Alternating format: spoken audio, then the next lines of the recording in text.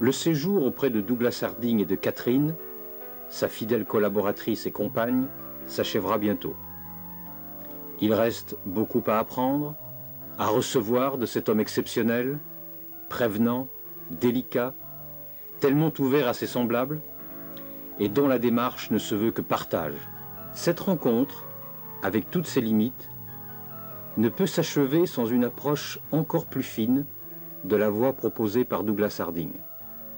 Dans le calme de sa demeure, il a souhaité nous livrer ce qu'il appelle lui-même son testament. The heart of our work is the experiments which take us beyond words to direct experience. Now, these experiments have two levels, what I call foundation level and superstructure. The foundations are concerned with matters of scientific fact, of what cannot be negotiated, what is either true or false.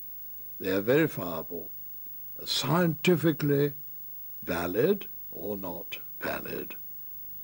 They can be demonstrated beyond doubt. They can be verified.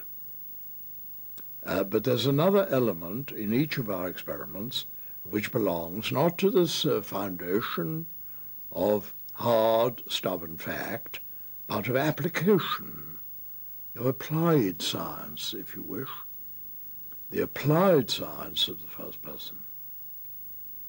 And here the experiment has a bearing, has meaning for psychology, for religion, for philosophy, for practical living, and so on. It is a matter of understanding and of feeling.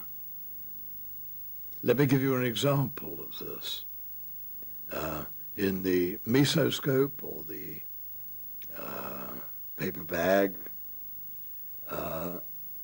we find, beyond doubt, there's one face in the tube, one. The face is there, and here's the space. Now, that is foundation stuff. That's not negotiable. You can test it. It's verifiable by others. This belongs to what I call the science of the first person, the science which looks this way at the subject simultaneously with looking that way at the object. This belongs to the realm of science, an enlarged science, a science which is not a tunnel vision science looking only in that direction, but a panoramic science which looks also simultaneously in this direction, at the subject simultaneously with the object. To see that I am open for you in the paper bag, burst wide open here for you, this is something which is not a matter of opinion. It's not negotiable. It's a matter of fact, testable and verifiable by the methods of science. This is true science. In fact, I would say it's more basic science than the science of the object. Now, when it comes to deploying our discoveries in ordinary life, then our interpretation of what we find in the tube becomes, I'm built open, not only built open, but I'm built for loving. And that this is going to make a great change in my relationship with people, that it will give me access to inspiration coming from here and freedom and all sorts of things, which are matters of opinion and are negotiable. Another example, in the car, I notice that I never move, and it's the countryside that does all the moving. And this is not negotiable. This is a matter of fact. And it can be checked by using a camera, a video camera, which will reveal there's the countryside that does all the moving, not me.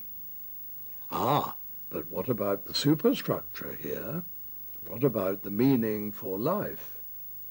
Well, I think when we're very, very little and honest and truthful, we see the countryside moving. We really see that and enjoy the spectacle of the telegraph poles rushing by and so on. And we get older, what happens? We get worked on by language and society and so forth. And we do not see what we see what we're told to see.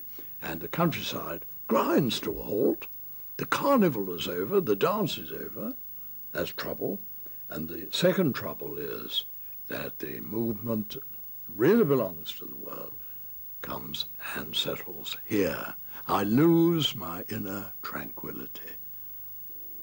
So the facts are one thing, but the consequences can be another thing and should be another thing, namely that I regain my tranquility here when I give back the motion that I had stolen from the world, give it back to the world. And so with our other experiments.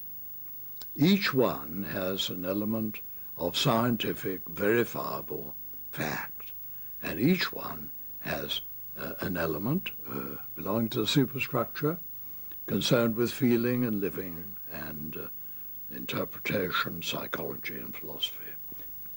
Now, we live in the superstructure, not being worms or moles or escapees from reality. We live in the superstructure. But, I say, the way to live in the superstructure truthfully and well is to attend to the foundations. If we build on sound foundations, then I know that in the superstructure, in our life in the world, with people and so on, our life there is going to be very different because it's founded on fact.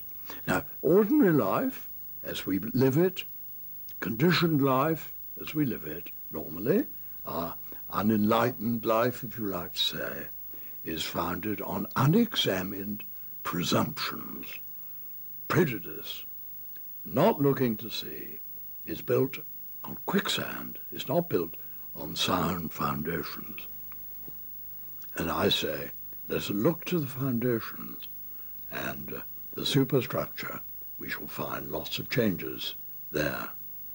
And who can assess the blessings which will come from our life in the superstructure of society and family and friends and work and all that? Who can assess the blessings which will arrive when we live from who we are, who we really, really are at foundation, at depth, instead of lying about it? Well, one